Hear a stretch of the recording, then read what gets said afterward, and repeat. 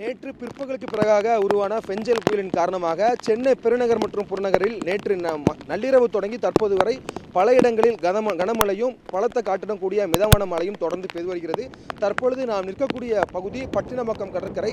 கடந்த 3 நாட்களுக்கு மேலாகவே பட்டினப்பாக்கம் கடற்கரை, சென்னை மெரினா கடற்கரை, பெசநகரில் இருக்கக்கூடிய எலியாட்ஸ் கடற்கரை, திருவான்மியூர், காசிமேடு உட்பட சென்னையின் பெரும்பாலான கடற்கரை பகுதிகள் மிகவும் கொந்தளிப்புடன் காணப்படுகிறது. வட தமிழகம் நோக்கி இந்த பெஞ்சல் புயல் நகரக்கூடிய நிலையில் வட தமிழகத்தின் கடலோர மாவட்டங்களிலும் கனமழை எச்சரிக்கை விடுக்கப்பட்டிருக்கிறது.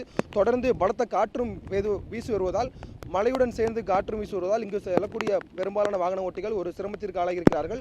இந்த பெஞ்சல் புயலை பொறுத்தவரை கடந்த 6 மணி நேரமாக மணிக்கு 7 கிலோமீட்டர் வேகத்தில் நகர்ந்து வருவதாக வானிலை ஆய்வு மையம் தரப்பிலே தற்பொழுது குறிப்பிடப்பட்டிருக்கிறது.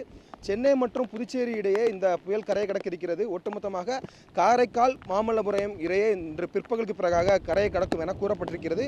நேற்று காலையில் மழை பெய்யும் என வானிலை ஆய்வு மையத்தால் தெரிவிக்கப்பட்டிருந்தது. சென்னையை பொறுத்தவரை நேற்று முழுவதுமாகவே மழை நீடிக்கும் என குறிப்பிட்டிருந்தார்கள். ஆனால் இந்த பெஞ்சல் புயல் உருவான பிறகுதான் இன்றைய தினம் சென்னைக்கு அதிக கனமழைக்கான ரெட் அலர்ட் எச்சரிக்கை விடுக்கப்பட்டிருக்கிறது. நேற்று 10 மணிக்கு பிறகாக இரவுக்கு பிறகாக பல இடங்களிலும் பலத்த மழை பெய்து வருகிறது. தொடர்ந்து காற்றின் வேகமும் மணிக்கு 70 முதல் 80 கிலோமீட்டர் வேகத்தில் வீசக்கூடிய நிலையில் அவ்வப்போது 90 கிலோமீட்டர் வேகத்திலும் வீசுவதாக வானிலை ஆய்வு மையம் தரப்பிலே கூறியிருக்கிறார்கள்.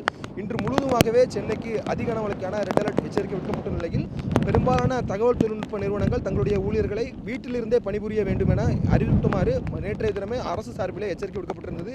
அதே போல அனைத்து முன்னெச்சரிக்கை நடவடிக்கைகளும் தமிழக அரசு சார்பில் எடுக்கப்பட்டிருந்தாலும் ஒரு சில பெரும்பாலான பொதுமக்கள் கடற்கரையை நோக்கி வருகிறார்கள். இன்று காலை 6 மணிக்கு பிறகாக பெரும்பாலான இடங்களில் கனமழை தொடர்ந்து பெய்து வருகிறது.